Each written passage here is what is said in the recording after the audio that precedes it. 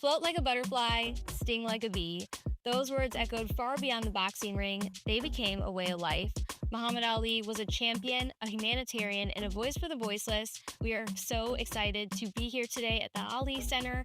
We are with Destin and Bess. Thank you so much for joining us today. Yeah, we're glad to have you.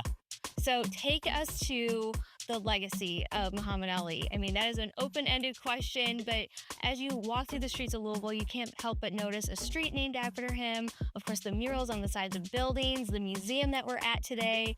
So what impact did he have on the city of Louisville? He had quite an impact, and far beyond Louisville, he had an impact on the world. What's really interesting is you can actually find Muhammad on the streets in any city you go to, and I didn't realize that until I worked here. But Louisville was his home, and he loved it, and he always remembered it and its people. From the 1960 Olympics, when he came home to a hero celebration, through his title wins and on beyond into his humanitarian work, he came home. And when he started ideating on a museum, they thought about other cities. They thought about LA, they thought about Chicago. I think London may have even been considered because he touched so many hearts. But Louisville is where he really wanted it to be. Mm-hmm. And I pass by it every single day. So many of us do, and the impact still reigns today. And so the museum was founded 20 years ago. You're still celebrating that 20-year anniversary. But why truly was this museum created? Muhammad wanted it. To be perfectly honest, he and his wife, it was a lifelong dream to build a space where people could come and reflect on their own personal greatness. It actually started in 1997. It's when our 501c3 was created, but we didn't open our doors until 2005. And the building itself, the museum, was intended not as a shrine to Muhammad's boxing career, but as a testament to the good work that he did to his 6 core principles and how to be the best that you could possibly be. Mm-hmm. And so many people walk through these doors. I know kids around here come here for field trips, but I mean, tourists from all over the world come here to view that greatness. And so what does this truly offer for those visitors and guests? Well, we always say that people will come in. Everybody knows a little bit about Muhammad's history. They always know that he was a boxer and they have his history all down. But we want them to come out inspired. We want them to come out and learn something about Muhammad's humanitarian legacy, his whole work as a worldwide icon. And we want them to come out of the museum realizing that they can be inspired to do greatness themselves. So we hope that the museum can kind of tell the story of Muhammad's history and allow people to forward that legacy. Yeah, and the team to help forward that legacy too. So what are some of those ways that you try to kind of forward that every single day? Oh, we have a number of different events and things that we offer as the Ali Center to kind of bring people in. We often will bring in guests from across the globe who come in specifically to Louisville to see the Muhammad Ali Center, to see all of the great things that they know about Muhammad Ali. And if I may, we also preserve his history. So we take donations, we collect oral histories with people who knew him so that we can continue to save that legacy for future generations. So because what Muhammad has to teach is going to be valid for years and years and years, and we don't want to lose any part of it. Mm-hmm. Something interesting about your story specifically is that you started here just before his passing, so you didn't get a chance to meet him, but you have a great relationship with his wife.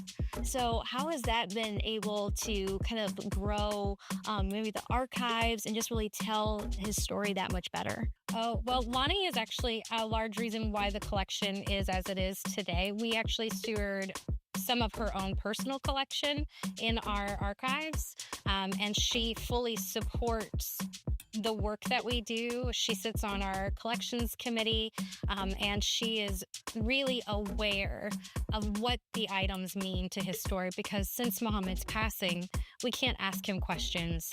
We can't sit down with him or understand what he may have been thinking, but those items tell that story, and they give us insight into what he might have been thinking. Yeah, and you've been carrying this on for 20 years now, your big 20-year anniversary, and you have a lot of different events that that kind of coincide with that. Yes, and not only that, we're also coming up on the 10th anniversary of his passing. So every year in June, we have our Ollie Fest celebration. And as people who were in Louisville at the time know, that was a time, I think, more than any other, where people just came together. It just really showed how much Muhammad made a difference to everyone. And we try to forward that every single year with our Ollie Fest. We want to represent that, and we want to bring the community together. So our Ollie Fest celebration that we do every year, we're coming up on our 10th anniversary for that. And we just want to bring the community in. We'll often have a community carnival where we'll open our doors free of access for people to come in. We'll do our Roses in Remembrance celebration where we'll invite people to come out and pay their respects. But we do all of this, and we have much more in the works for our 20th anniversary celebration. So we can't wait to share that with the public. Yeah, not just the folks here in Louisville, but I mean, worldwide. How many visitors come through these doors every year? Oh, thousands. We get thousands upon thousands of people, not only within the United States, but all over the globe, all coming in to learn more about Muhammad's legacy and how to tell their stories about how his life impacted them. And we just love hearing it as a staff. Somebody will come in, tell a story about how they either watched their fights growing up or they had run into Muhammad at a location.